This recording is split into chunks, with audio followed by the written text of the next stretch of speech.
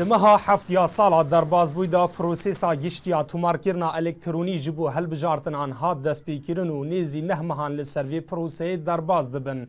اوفیسا دهوکیا کمیسیونا بلندا سربخویا هلبجارتنان جی ریجا بجداربونا خلکی پارزگاه دهوکی دوی پروسه دا وکه پیتوی نابیننو و یکیجی بو چند صدمان ودگیرینن. اف بابت هنه یعنی مال پارزگاه دو که هلبجات نه چویدا ما چلیک بینگه تو مارکت نیتین یعنی اکوسیستم کاری بو همی هلبجات نه ما چلیک بینگه تو مارکت نیتین نبونا فرمانبر سرمیلا که یه دائم کمیسیونه کوی بجیم فرمانبرت همیشه یه کمیسیونه چون که مال پارزگاه دو که و راسل هفری سلیمانی جد که امتنش جهندین عراقه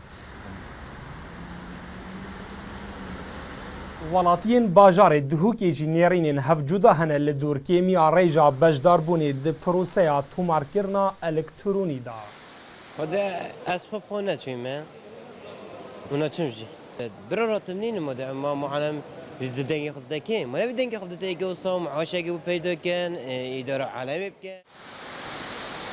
ام لازم مصير خو اقوام كرد ام مصير خو يعني ندنا قيرانا كي بتشتكي هر جهاتك يعني وقوام كرد داينان بيت صالح ملت ما دابيتو خلق ما دابيتو وولات ما دابيت لازم ام قصوي جهتي بكينو ام دنج خوب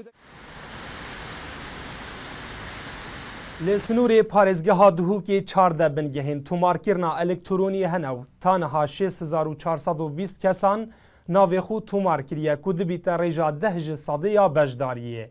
افریجه جی بدیتنا چاف دیران بجداری نکرن و بباوری بونه جهل بجارتنین دهاتی. دلشاد هیمو NRT دهوک.